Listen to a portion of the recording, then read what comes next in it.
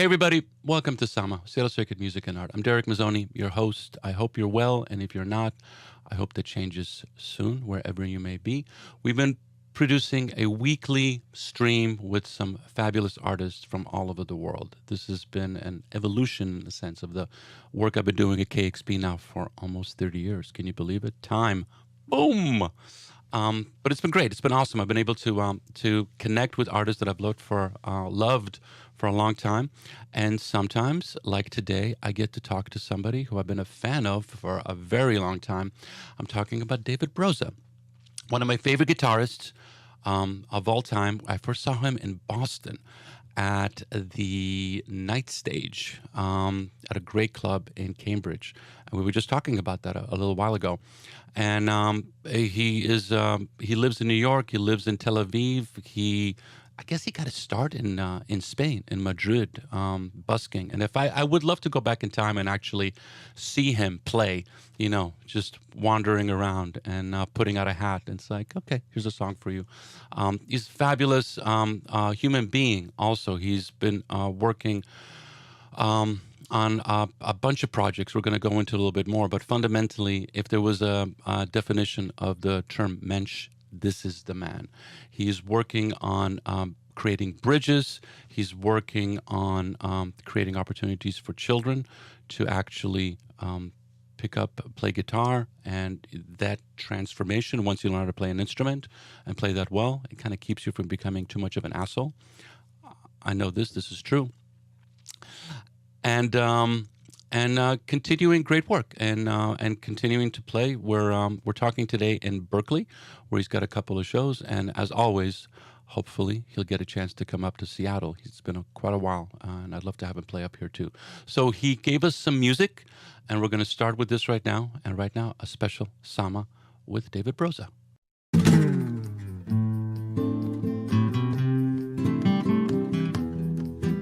Yeah.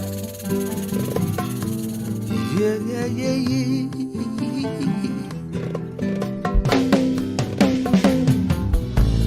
Same face in the Gaza is the same face I see out in California.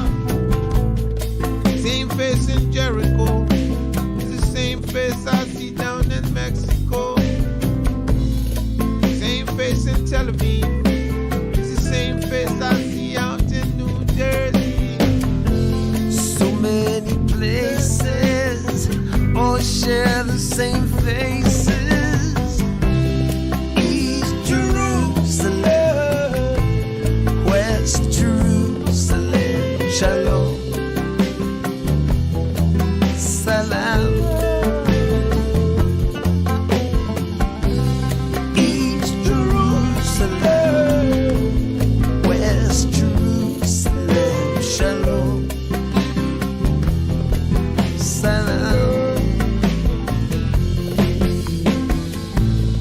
Same face in the Haifa is the same face out in Nevada.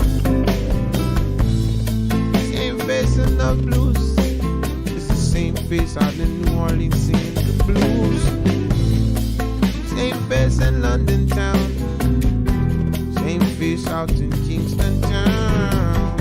So many places all share the same faces. East Jerusalem, West Jerusalem, Shalom, Salam. East Jerusalem, West Jerusalem, Shalom, Salam.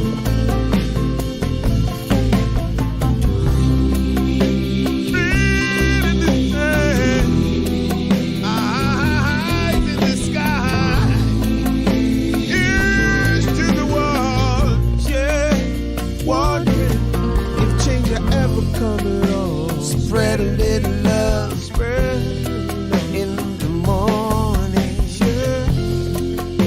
Spread a little love in the evening. Spread a little love before you put your head down. Maybe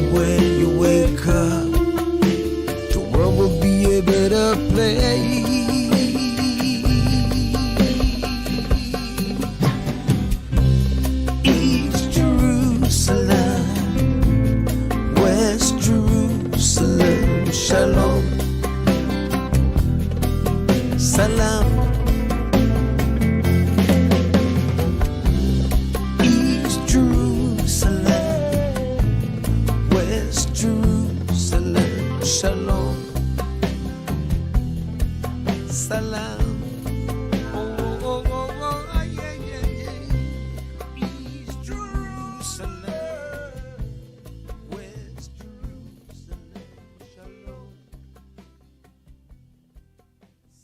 David, how are you?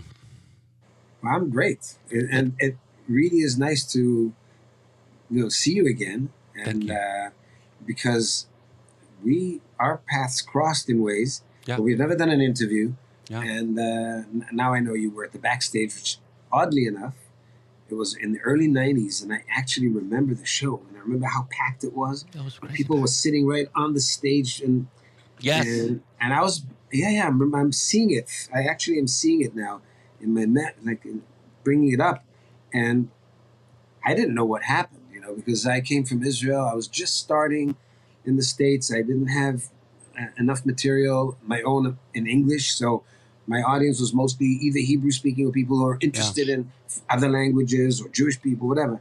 And I just played, and I'm basically a singer-songwriter, folk rock.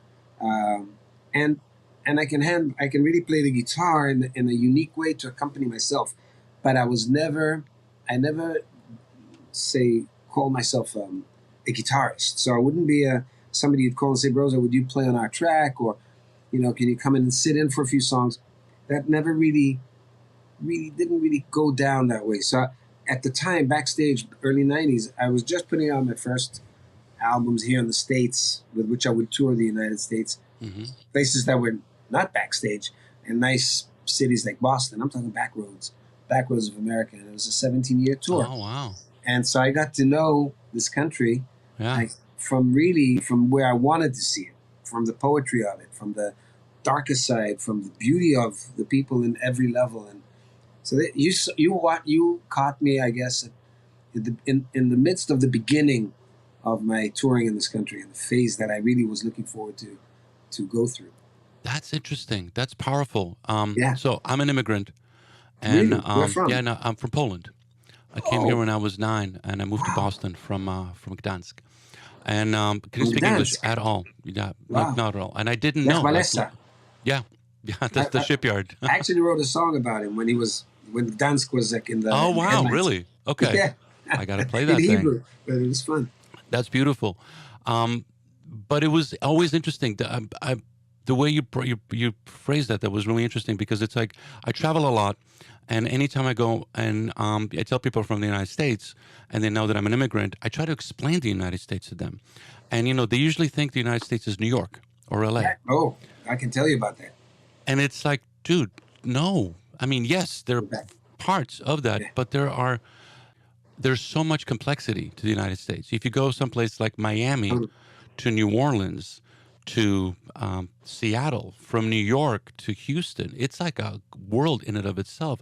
So you must have had quite the experience playing in all these places. I really did. And funny you say about New York. And this conversation could be a long one, just because of the things we can share, which are of real interest to me. I'm not just about sharing it with the world, which is fine if it's interesting to anybody to listen to, but between you and me. So when I landed in America for the first time, it was New York. And I thought that would give me exposure to the music that I love, to the jazz, to the blues, to the rock and roll, to the folk rock, and then to the dance and to the art and, the movies, the films. And then it was very, very quick before I realized that New York was not where it all came from. It all ended up. And I would have to search a little deeper if I want to see where it all came from. And I did, because most of the music that I've recorded throughout my life has been dedicated to writing music to poetry, either existing poetry in books or working with poets. And in America, I didn't know any poets, so I went to this little bookstore in the Diamond District called the Gotham Book Mart. It doesn't exist anymore, but it had every publication of American poetry in history. And so you could sit there, and I did, for weeks and then months, researching from A to Z and Z to A, everybody I could possibly read. and noting them and pulling out poems that I like, copying them. I couldn't afford the books. And then I'd write music, contact the poets or the publishers, and record my 6 albums that I did in the United States based on American poetry. But that got me traveling because I wanted to meet those poets. And that, if I start telling you each and every meeting I had, it would take us weeks. But I mean it. But it did lead me to, because I want to, I want the experience. As an artist, I want to experience what it takes, how many levels one has to go through, and build my relationship with the language. I didn't speak English that way like I do now, in an American way, or felt like I've earned it, and be able to play the music coming from Israel, the Middle East, coming from a mixed background because I spent my teenage years in Spain. So I took in a lot, and I play Spanish guitar rather than play electric, which is where I started. And that was, I had to really put myself in front of people. Backstage was one, but that was a nice and padded one. It felt like luxury, because when I ended up in little towns, in really little coffee houses or bars, where the last thing people wanted was to listen to some guy they don't understand a word what he's saying, and if they do, they've never heard that kind of music before, because it's a mix of blues with Spanish guitar, and the blues form that I play is not exactly from Mississippi or from Chicago. It's from Israel. All of that, all of the above.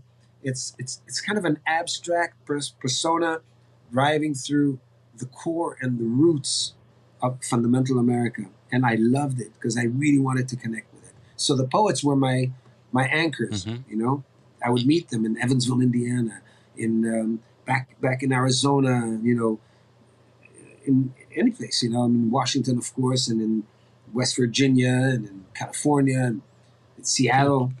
I had a story once with Heather McHugh, an incredible American poet, and she made me drive from Texas to meet her in the furthest northeastern point on the map in America, in Maine, all the way up north. And when it took me five days to drive there. When I got there, she left me a note at the post office that, unfortunately, she had to urgently go to Seattle. Literally.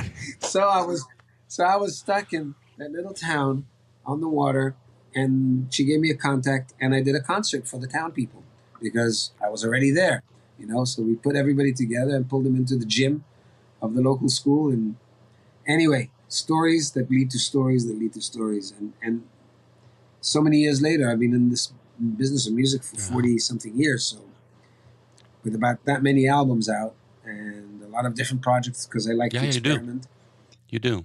I really do. And it's not something that makes the business easy on the business side, but it makes the artist just want to perform every day and experiment and bring to the audience. And I'm not an experimenter in an avant-garde way, although there may be avant-garde there too, but I want to tell a story when I sing a song. I want you to be entertained, mesmerized, intrigued, and I want you to walk away with something that you want to come back, maybe check it out again, because I didn't get all the details, and you'll see me again. And there'll be more details, because I've gone through something in the last few weeks, months, years, and I'm going to bring them on stage with me, whatever it is. Even my storytelling now, I have a focus because I know where I'm coming from. I know what I've been through. Apropos talking to younger artists who are right in the midst of that search for themselves, I don't know that I could define, when you saw me first, I don't know if in the early 90s I could define myself as I do now. Well, you've gone through some, Absolutely. and you were at least open to it. Like the story you just shared with me about deciding to, discover this place through poets. But I didn't know I was going to be here for more than 3 months, let alone 17 years of touring, after which I moved to Spain to start all over again in Spanish, which I remembered some of it when I was a teenager, but I didn't speak Spanish the way I speak now. Never sang in Spanish. And then back to Israel, and back and forth. And now I'm back in America. I play in America, 15 or 20 days a month, and 10 days or so in Israel. So America could also mean that I have a few shows in South America, or maybe that I'm transporting myself to Australia for some tour. It's the world at large, really. But this country is still an enigma. This country, there's yet so much In the United States, there's so much for me to discover, just because I meet great people, great musicians, younger than me, older than me. It's amazing. There were a couple of things that I wanted to talk with you about in the context of the show that I saw you at the backstage. There wasn't a dry eye in that place. You were singing songs. It was a pretty significant Israeli population there, but there was something about the music that you were playing that was connecting them really, really quickly. Because my friend Mindy, if she's watching, I hope you're well. Yeah. But there was like, people just started, like that weeping in that beautiful way. They were so happy to hear these songs being sung back to them. And I have never been to Israel. I don't know, I don't have the history of it, but it was definitely something that I felt very welcome in that space. Like people were just connecting in a really, really wonderful way. And then we're talking about 30 years ago. Yeah. So it's still, you still feel, when you're explaining this to me, it feels like it was maybe a week ago. Yeah, because it was my friend, and it was like, you should come see this show. And I was like, okay, but Seattle's different than Boston. Boston is a college town, and a lot of people from all over the world. And so I kind of expected a fun crowd in that space, but this became a little more intimate. It became more like, okay, let's have a moment together. So it was like, okay. And I started looking for moments like that. I started going to more shows with different artists. It was like, okay, this artist isn't that big here, but there's going to be a significant population of people from Spain or from Mexico or from Brazil, especially, like Kitana Veloso playing. It's like, okay, everybody's just knows every single word to every song. And it kind of set me on my way, where I realized that there's something about music that connects people in a way that no other art form that I know can. Where you don't need to understand the language. You don't need to understand even the history. Agree. There's something that really makes people connect. And you've actually taken that to other forms with the people, the organizations that you helped found, and also the artists you work with from East Jerusalem, West Jerusalem, other parts of the world. You're actually, like, okay, we might come from completely different places. The politics of our backgrounds might be complicated, but through music, we're actually creating something unique and wonderful that transcends all that. But let's talk about that in just a little bit. Let's go to another song right now, because you created this beautiful work for us, and then we're back right now on Sama, Seattle Sacred Music and Art with David Broza. Starts at the top of the page. תן לנו 4, תתחיל שנדע שזה... 1, 2, 3.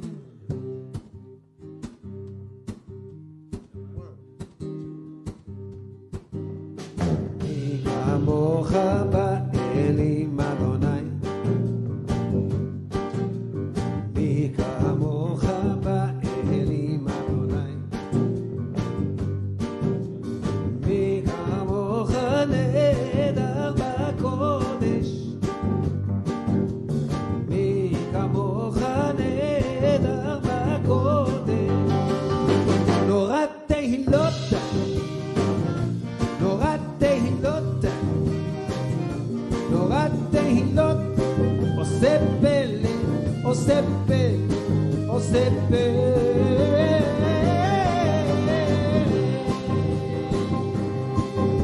שירה חדשה שיבחו גאולים,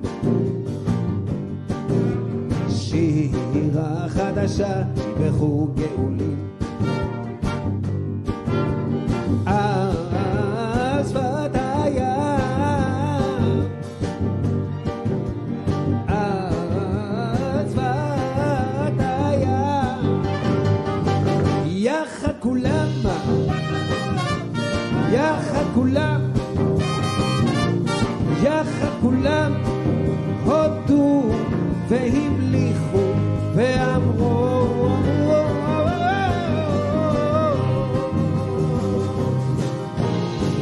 אדוני מלוך לעולם ועד, אדוני מלוך לעולם ועד, אדוני מלוך לעולם ועד, אדוני מלוך לעולם ועד, אדוני מלוך לעולם ועד, אדוני מלוך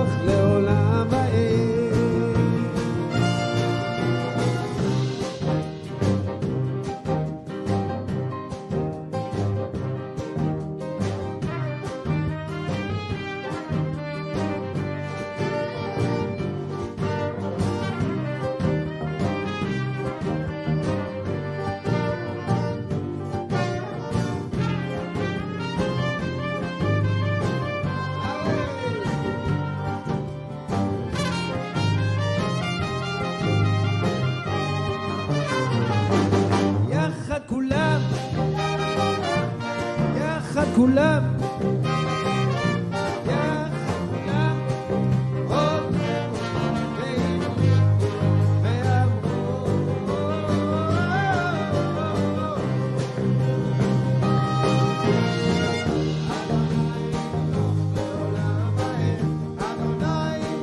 לעולם האין, אדוני ימלוך לעולם האין. אדוני ימלוך לעולם האין, אדוני ימלוך לעולם האין, אדוני ימלוך לעולם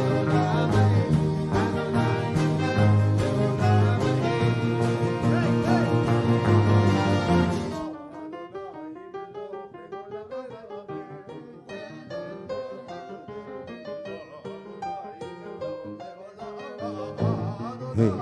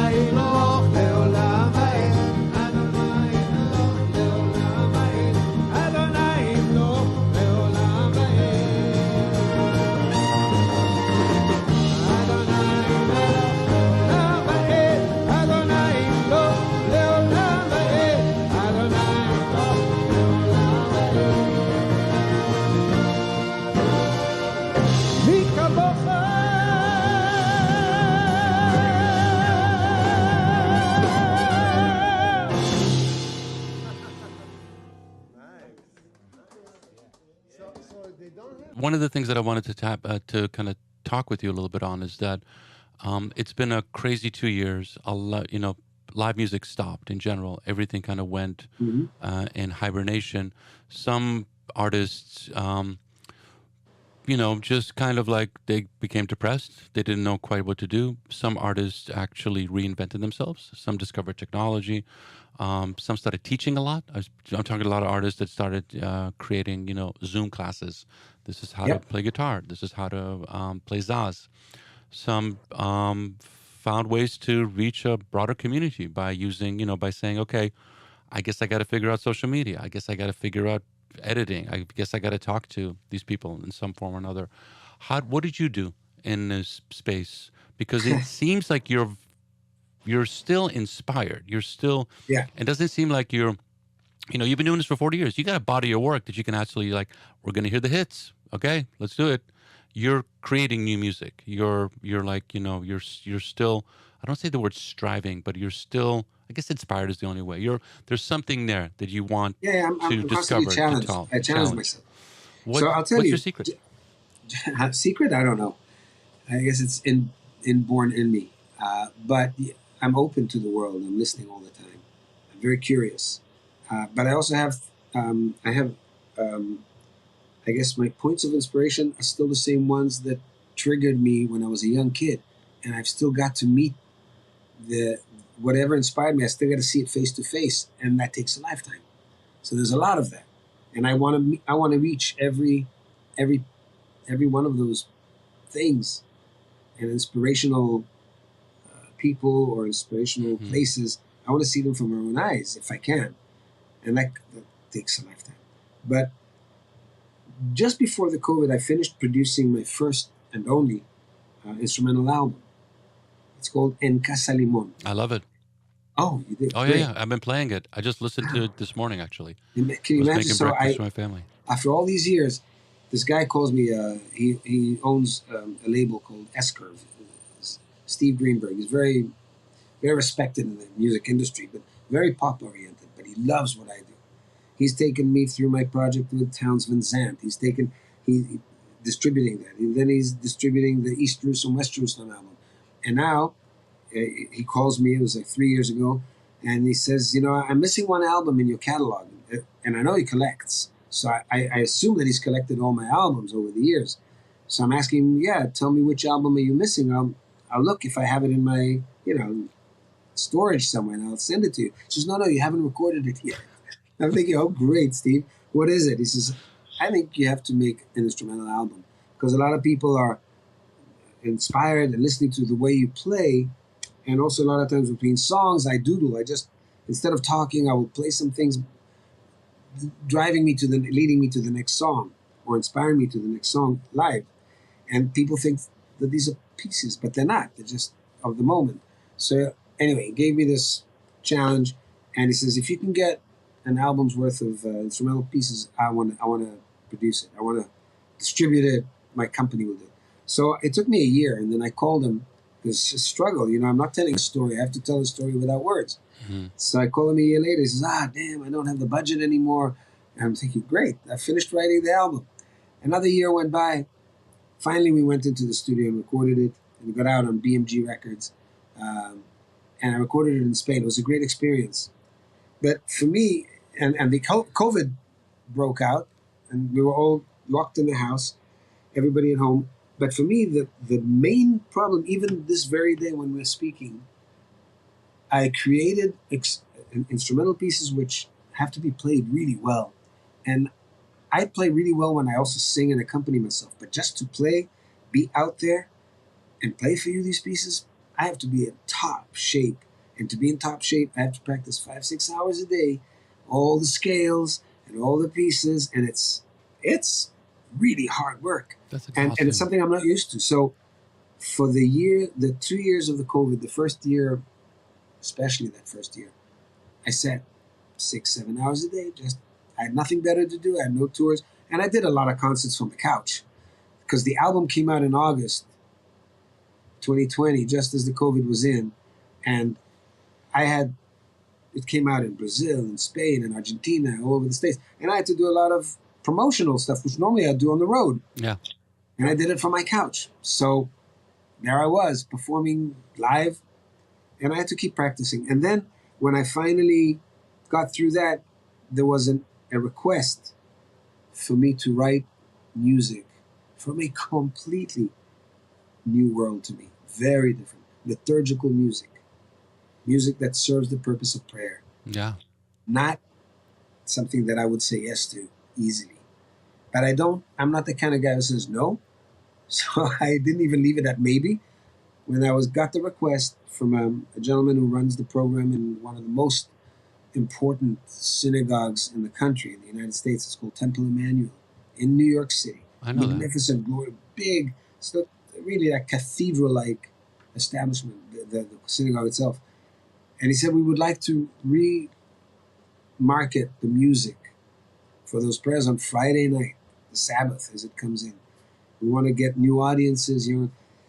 Would you consider? I said, send me the prayers. Let me see. Now, I know some of them because I grew up, I'm a Jewish. I grew up in a Jewish home. Not religious, but still Friday nights would be something. My father would sing me the melodies, his father, and I sing it to my kids. So I kind of know, but anyway, once I was sick and tired of just practicing those scales for the instrumental album, one day I opened that email and started looking at the prayers. And I picked the first one and I wrote music to it. Then I took this next one, and every day for the next 14 days, I wrote 14 prayers.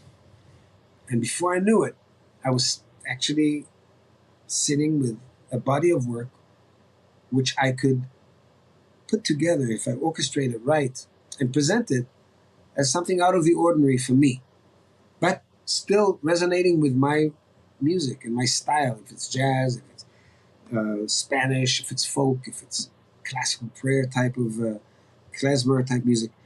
And I had to select the musicians.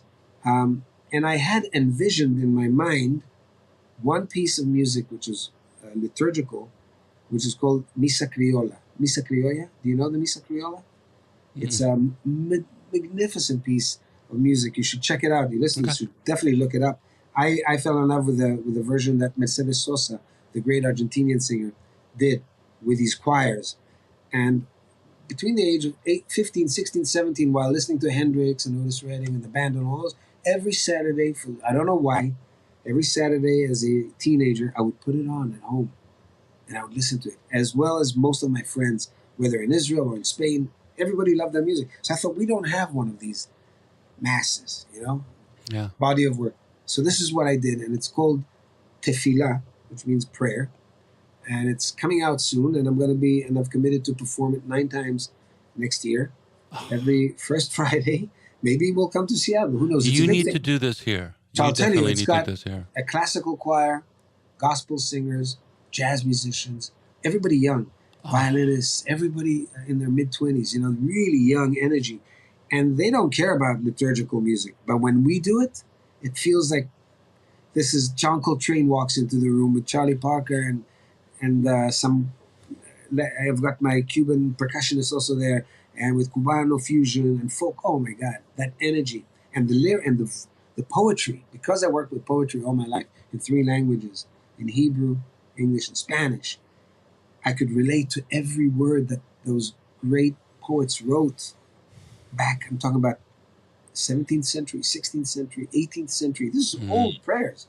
And it delighted me because really the language is what drives me. The language, that being able to kind of sing it, tell it, feel it coming out of my throat, and with this is how I look at music. It's one body, the words and the music. It really is important.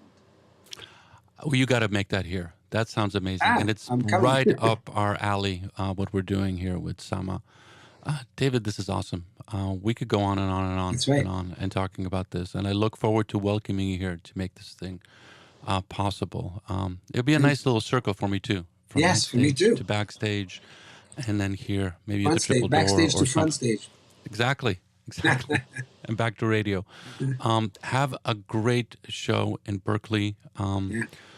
Stay in touch. I'm doing my show tonight actually at KXP, and they've given me a couple of things to listen to and check out. I'm really excited about this one particular project, really, really a lot. Well, and tonight, by the way, I'm playing with a very young orchestra that I've started supporting 10 years ago from Nazareth, of Arab and Jewish musicians from the age of 8 to 18.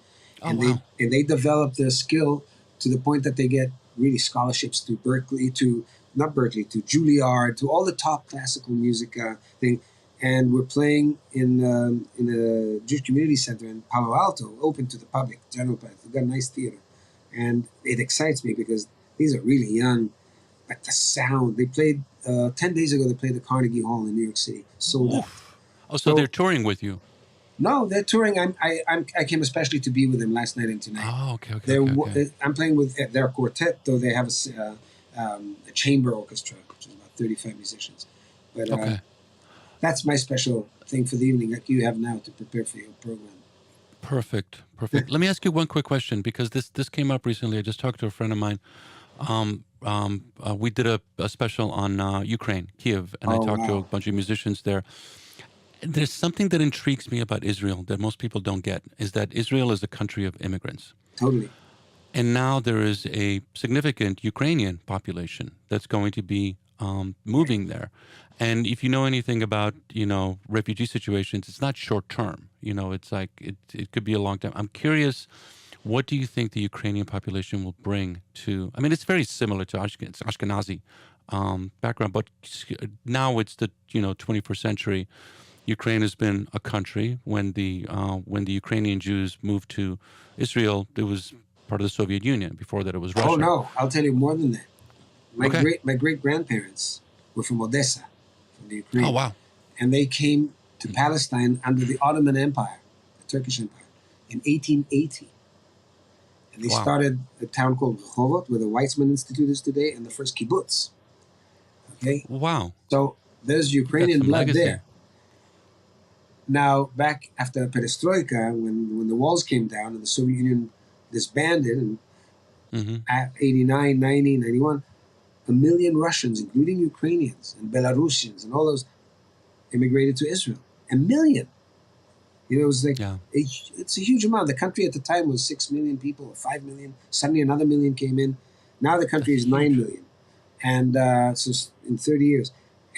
But what really amazes me is, yes, those Ukrainians, they're advanced people, they're educated people. And what is beyond something I didn't realize, how motivated they are, how humanly inspiring they are. This whole episode is actually shedding an incredible light on the Ukrainian culture and people, an incredible light. And with all due respect, and I know that's all part, Ukrainians, Russians, it's all mixed. I mean, Kiev was the capital of Russia before Yeah. Moscow became. So they are, in one sense, a one people, but they have been separated, and they have they're standing up for their rights as a nation on its own, and they're proving themselves as very respectable and, I think, humble, just humble people, and super intelligent. So it's not that there's going to be that many immigrants to Israel, maybe 20,000, where there's 3 million that have been uprooted. Europe is going to gain.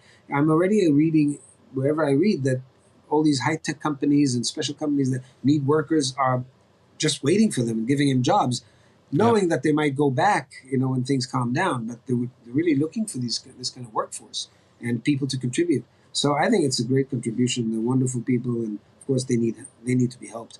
I feel sorry for the Russian soldier who is running and doing what he's doing, knowing that he has no clue why he's there, and doesn't even have a say in any. And the generals, No, just cannon fodder. It's sad.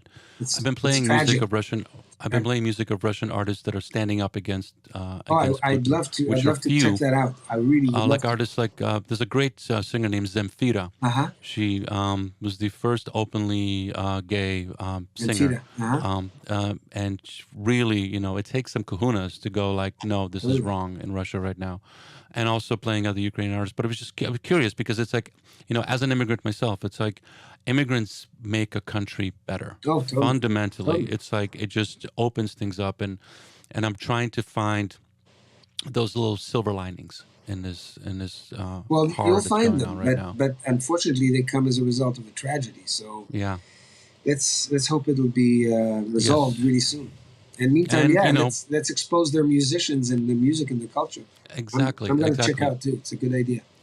And it's also, it's up to you, not to put pressure on you, but, you're the artist that's actually, you need to create works that manifest this sets of emotions in songs so people can actually digest Absolutely. it and can actually, it helps them go through this. And it's like, and to me personally, it's like it's like a form of therapy, especially during difficult times. And, I've been playing a lot of Yiddish music from Ukraine during World War II, because they literally had songs singing about this and talking about this. And this is how you actually, during the pandemic, it was like, okay, what cultures have had musicians create works that help people deal with difficult times? And there's a lot of that, and especially in Eastern Europe. So I've been tapping into that a little bit more now, where it's like, okay, what is the songbook out there that is going to help people kind of like digest and process all this, and you fall within that those parameters. So thank you, David Broza. Thank you, Derek. Very much, very much. Be well. Thank you for the music, and look forward to welcoming you here in Seattle. Yes, On can't Sama, wait. Seattle Circuit Music and Art.